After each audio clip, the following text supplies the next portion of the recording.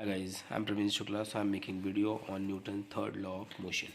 Okay, so please if you like this video and if you'll get more information in this video, so please you have to be like and subscribe. Okay, चलो हम लोग अपने topic पे चलते हैं. Newton's third law of motion. Okay, what Newton's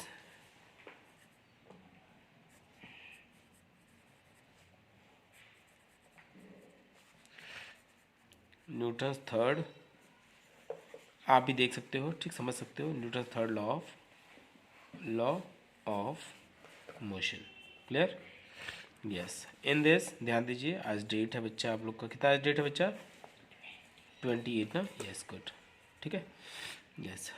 तो Newton's third law of motion में सबसे इंपॉर्टेंट चीज़ ये है कि Newton's third law of motion कहता क्या है. देख लीजिए कि न्यूटन्स जो हमारे बाबा हैं, Newton law, according to Newton's third law of motion, whenever a body exert a force on another body, the second body exerts an equal and opposite force on the first body. Simple सी बात है. एक तरीके से हम बोल सकते हैं कि एक्शन का रिएक्शन है ना. यस. टू एवरी एक्शन, ध्यान दीजिएगा, टू एवरी एक्शन, प्लीज ध्यान दीजिए, जल्दी करिए फटाफट. Action, there is N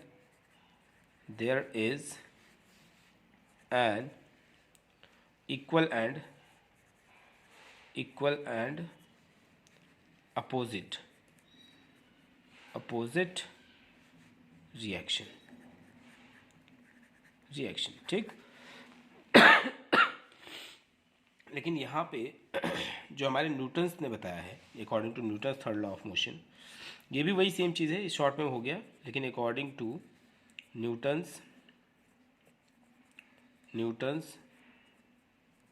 third law of motion अगर देखा जाए तो क्या फॉर्म हो रहा है कि वेन एवर, ध्यान दीजिएगा, when ever the body exerts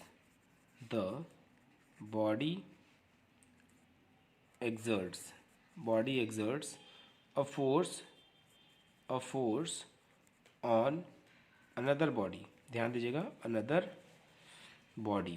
ठीक. another body exerts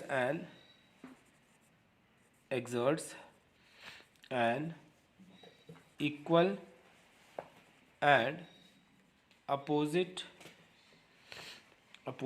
force on the first body. ठीक है, फर्स्ट बॉडी. सुनिए इसमें, तो ये हो गया क्या हमारा Newton's third law of motion. Clear हुआ कि नहीं हुआ? एक तरीके से देखा जाए,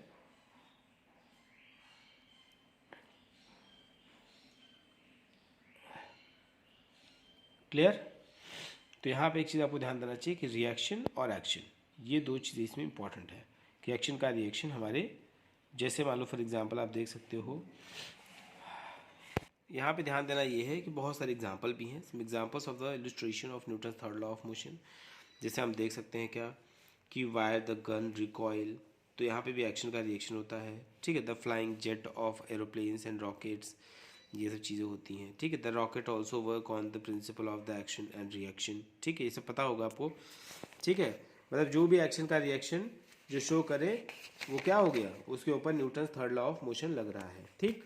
यस. क्यों बच्चा, है कि नहीं? यस.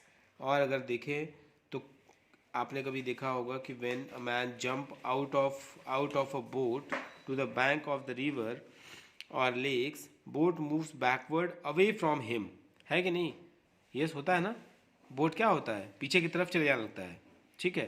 तो इसका एग्जांपल एक आप ये देख सकते हैं कि जैसे व्हेन अ मैन, आप ध्यान दीजिए, व्हेन अ मैन जंप्स, ध्यान दीजिएगा, jumps out of a boat to the bank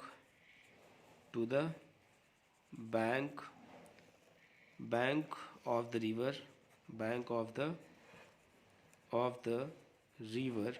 ठीक.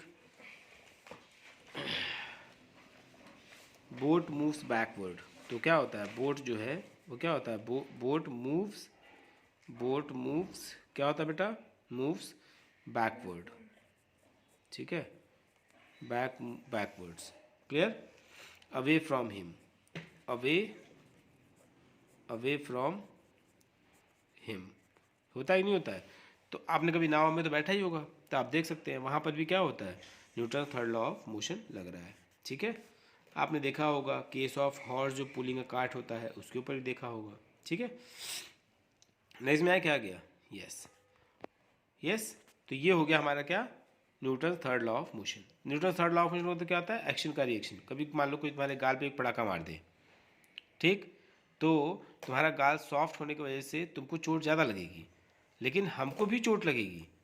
क्यों चोट लगेगी, क्योंकि एक्शन का रिएक्शन होगा। मैंने आपके ऊपर एक्शन लगाया तो मेरे भी हाथ पर क्या होगा, उसका रिएक्शन आएगा। बात समझ में आया, yes. If anyone slapped you तो इट मीन्स व्हाट, एक्शन का रिएक्शन वहाँ भी होगा, ठीक है, यस। जैसे आपने बंदूक कभी चलाई होगी तो बंदूक से देखो जैसे गोली निकलती है वैसे आप भी पीछे की तरफ जाते हैं। इसका मतलब क्या हो गया कि वहाँ भी Newton third law of motion लग रहा है, यस और नो, यस। क्लियर हो गया बेटा, यस। थैंक यू, जय हिंद।